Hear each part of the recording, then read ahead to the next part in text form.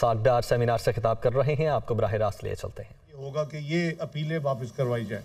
हमारी इंटेंट जो है कि हमारी नीयत क्या है, इन्ना माला मालो बिन्नियात, तो हम सबसे पहले ये काम करेंगे। और यही मैंने अल्लाह का फजल है और अल्लाह के मेहरबानी से अल्लाह ताला ने मुझसे ये काम लिया।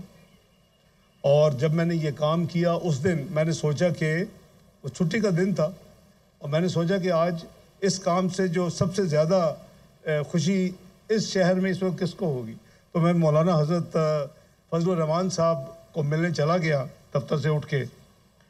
तो हम सब जानते हैं कि मुल्क का जो मालियाती निज़ाम है इस मुल्क की मुआशी तरक्की में इंतहाई अहमियत का हामिल होता है और इसी के ज़रिए इस मुल्क की कारोबारी बरादरी की ज़रूरियात पूरी करने का अमल अंजाम पाता है।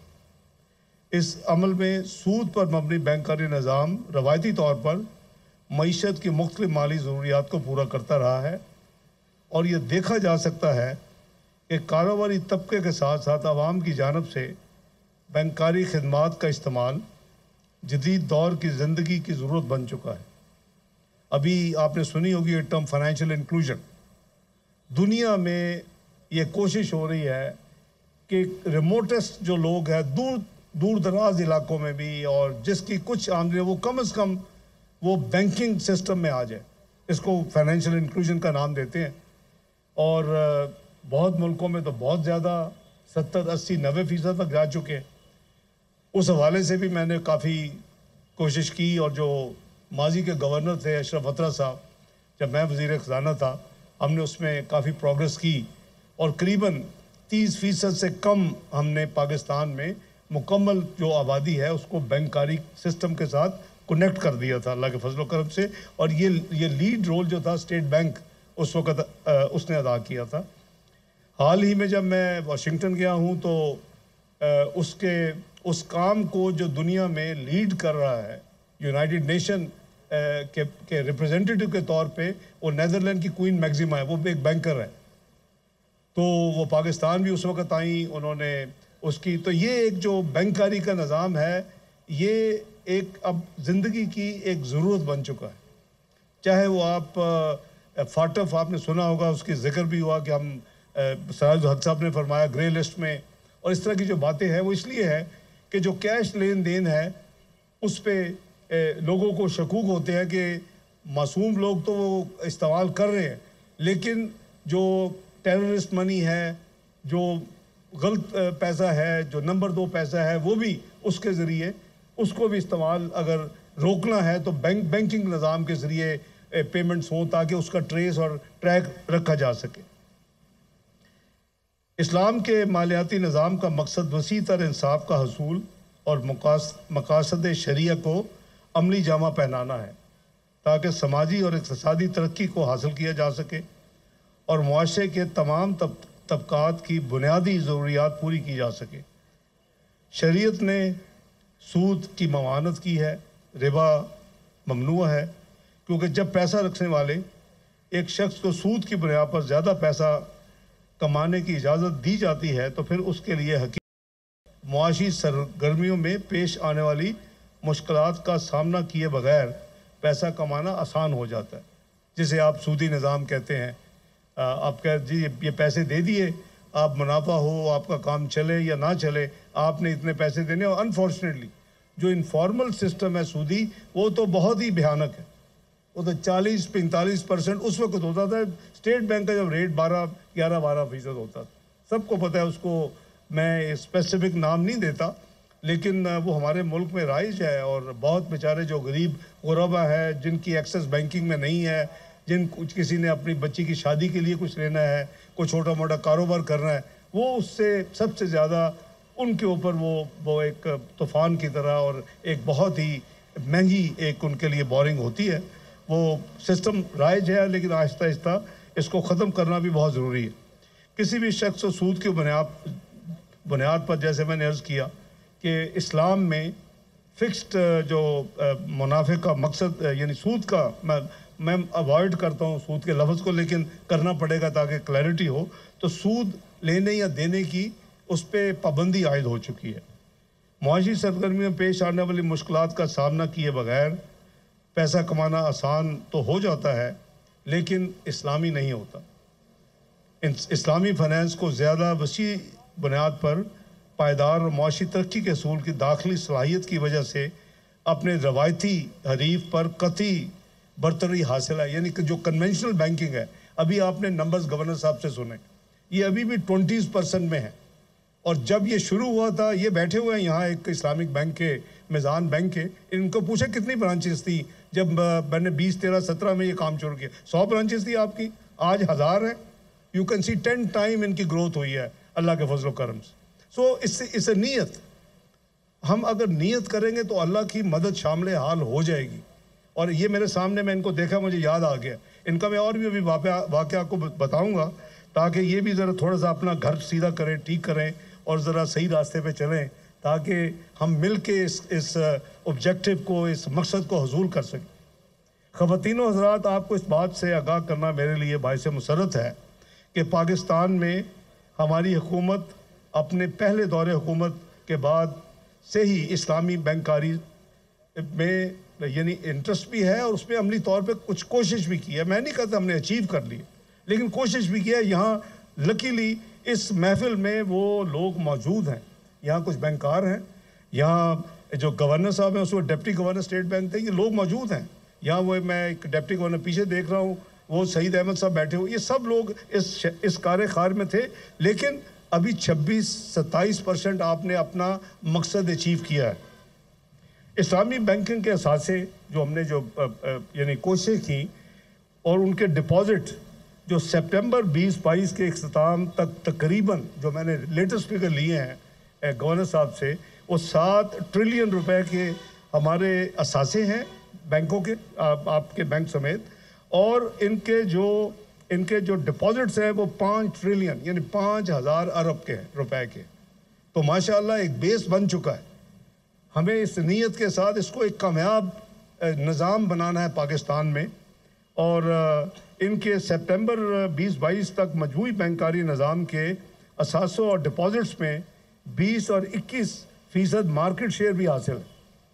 यानी एक बड़ा सॉलिड आपके पास ओवर लास्ट फ्यू इयर्स एक निज़ाम अब है। अब हमने इसको कैसे आगे लेके जाना है, हमने compete करना है।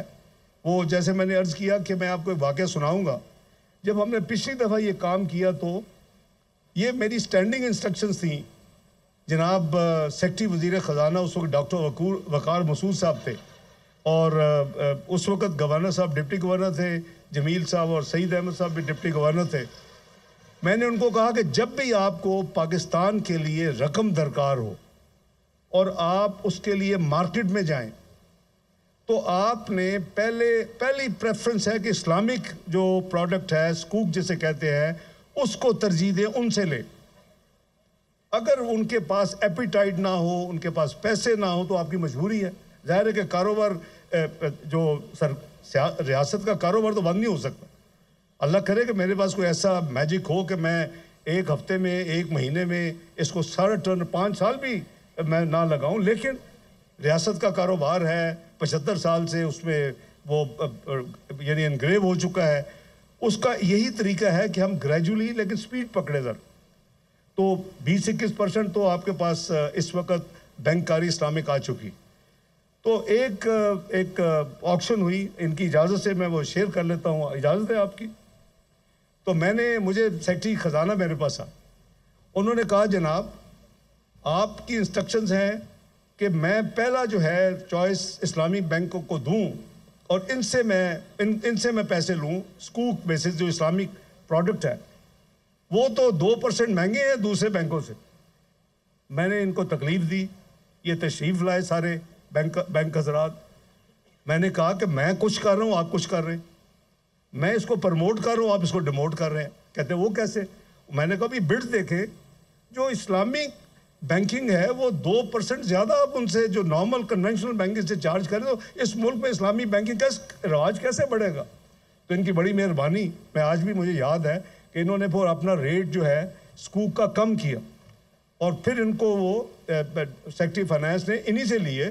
तो बात ये हमारी नीयत की बात है, हमें इसमें पूरी कोशिश करनी चाहिए। मैं समझता हूँ कि सूद से पाक मुआशरे के हकीकी फ़ायद हासिल करने के लिए इस्लामिक बैंकिंग के साथ साथ गैर बैंकारी शोबे यानी mutual funds, Islamic capital markets और इंश्योरेंस के बिजनेस को भी तरक्की देनी पड़ेगी, लेकिन इस्लामिक बेसिस के ऊपर। अभी ये तमाम चीज़ें जो हैं mostly conventional basis, interest based system के ऊपर। तो अगर इनको भी हम साथ कोशिश कर लें, हज़रत मौलाना तकी उस्मानी साहब की बहुत कंट्रीब्यूशन है, मुझे पता है ये मुख्तलिफ शरिया बोर्ड्स फॉरेन बैंकों में भी इन्होंने अपनी खिदमात दी हैं ताकि वो प्रोडक्ट इस्लामी है कि नहीं उसको ये स्टडी करते हैं, इनका नॉलेज है, जामिया अज़हर से भी इनका रब्ता है। तो मैं ना सिर्फ समझता हूँ कि इस्लामिक बैंकारी की सनत को हमें ज़रूरी असिस्टेंस देनी चाहिए, बल्कि हमें कोशिश करनी चाहिए कि जितनी जल्दी और जितना हम टाइम कम कर सकें उसको हम अचीव करें। इस ज़मन में दोनों regulators, state bank of Pakistan, आपने गवर्नर साहब से सुन लिया इन्होंने क्या क्या इस हवाले से किए, और ये इनका बहुत प्रोएक्टिव रोल था उस वक्त 2 डिप्टी गवर्नर्स का। और जो SECP है हमारा security exchange corporation of Pakistan, क्योंकि वो कॉरपोरेट सेक्टर का वो रेगुलेटर है, ये फाइनेंशियल रेगुलेटर है, वो कॉरपोरेट सेक्टर का रेगुलेटर। आपको जितनी पाकिस्तान में जो कॉरपोरेट सेक्टर है शायद 90% से ज़्यादा वो उसको जो रेगुलेट करते हैं वो आपका security exchange commission of Pakistan है।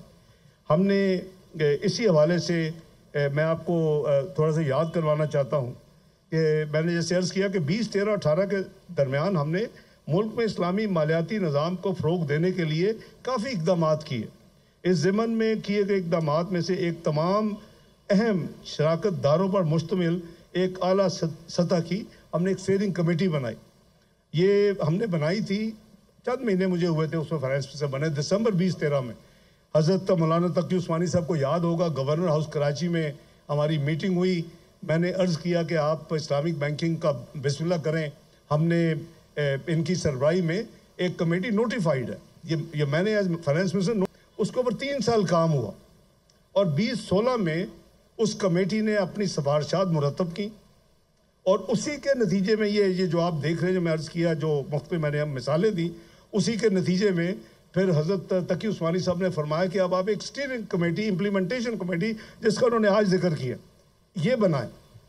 वो हम इनको अर्ज़ कर रहा था अभी बैठे हुए कि वो भी सितंबर 2016 में हमने नोटिफाई कर दी। मैंने एज फाइनेंस मिनिस्टर उसको अप्रूव किया, और मिनिस्ट्री ऑफ फाइनेंस ने, दोनों नोटिफिकेशन पब्लिक रिकॉर्ड में है, अवाम किसी भी वक्त एक्सेस कर सकती है। लेकिन जो 2016 के बाद जो इस मुल्क में अफरा तफरी, डॉन और पनामा के ड्रामे हुए, उस प्रोसेस में वो सारा काम जो है वो स्टैंड स्टिल हो गया। और आज हम जहाँ खड़े हैं, करीबन हम वहीं खड़े थे 2018 में इस्लामिक बैंकिंग के हवाले से। वो जो इम्प्लीमेंटेशन कमेटी थी, जिसको इनके इसरार पे मैं उसका पैटर्न इन चीफ बना, लेकिन मैं चाहता था कि अब आप इसको आगे इम्प्लीमेंट करें।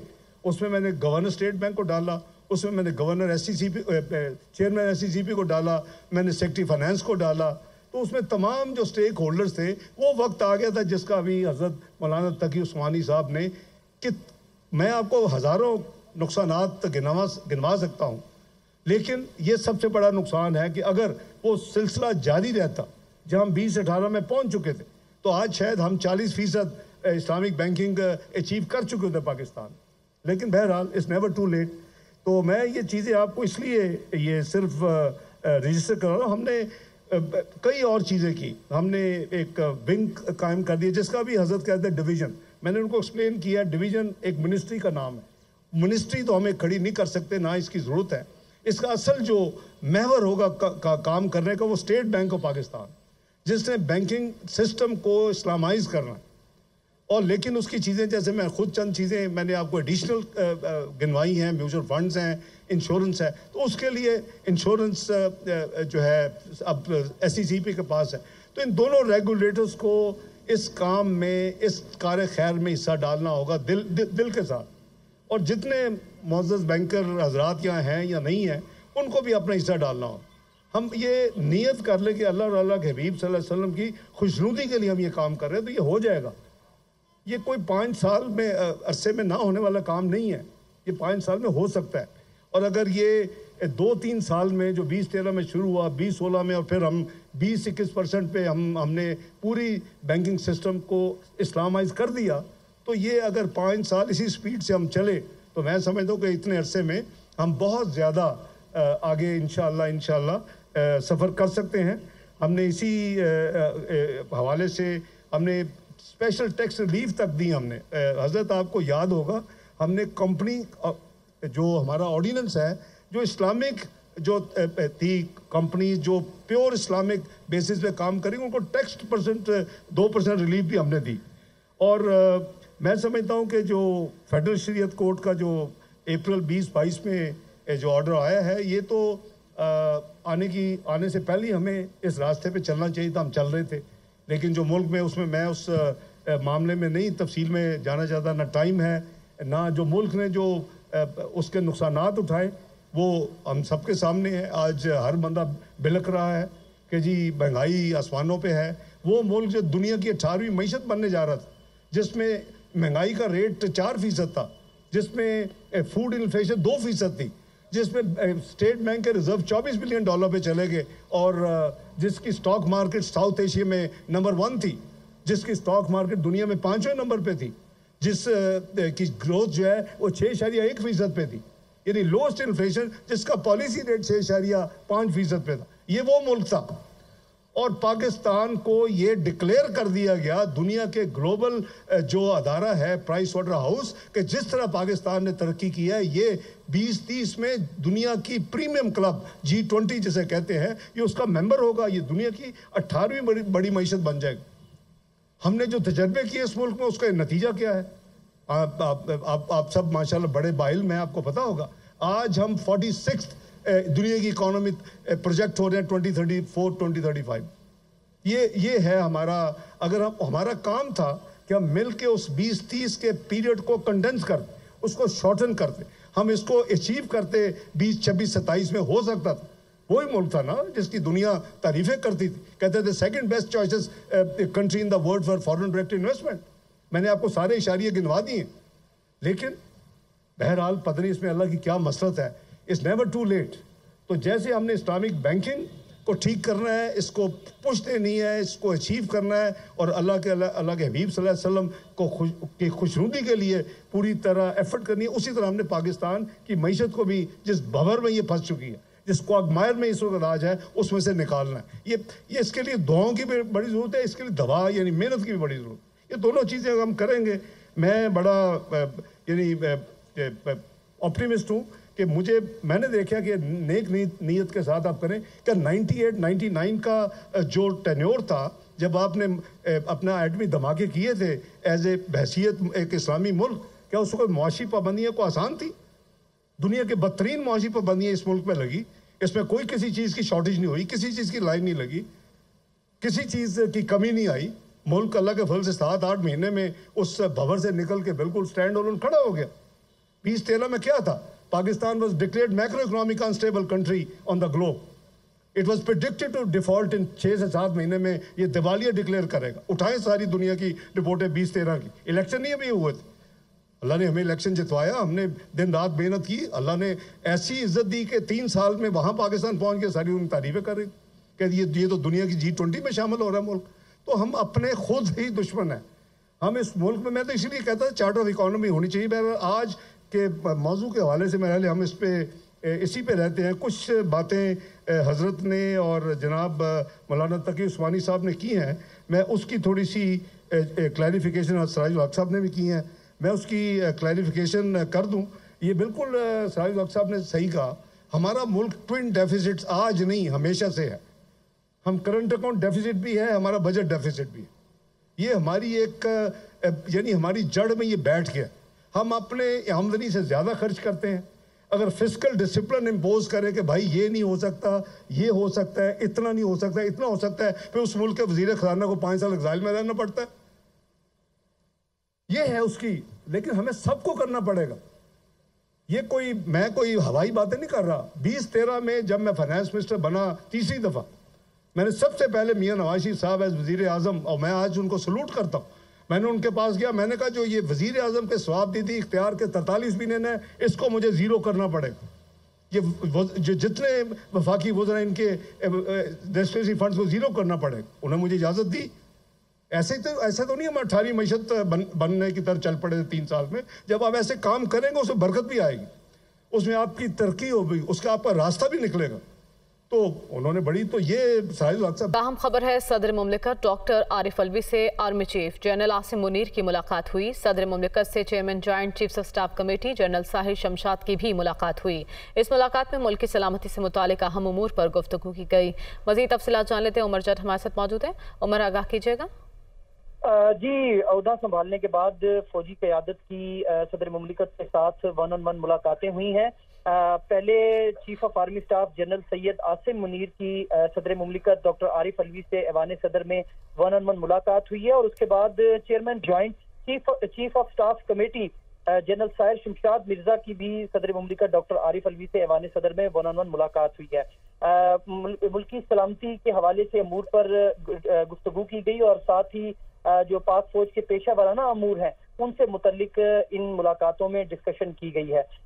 जो एलामिया जारी किया गया है ऐवान सदर की जानिब से, उसमें बताया गया है कि ये 2 अहम मुलाकातें आज ऐवान सदर में हुई हैं। एक army chief general Syed Asim Munir के साथ सदर मुमलिकत मिले हैं और साथ ही सदर मुमलिकत की joint chief of staff committee general Sahir Shamshad से भी मुलाकात हुई है। तो ये ओहदा संभालने के बाद जिस दिन ये नॉमिनेशन हुई थी फौजी क़यादत की, उस वक्त भी सदर मुमलिकत के साथ मुलाकात हुई थी और आज बाकायदा जब जो ऑफिशियल मीटिंग्स हैं वो स्टार्ट हुई और पहली मुलाकात सदर मुमलिकत के साथ हुई है जिनमें इन अमूर पर डिस्कशन की गई है। बहुत शुक्रिया उमर जट, आपने अपडेट किया।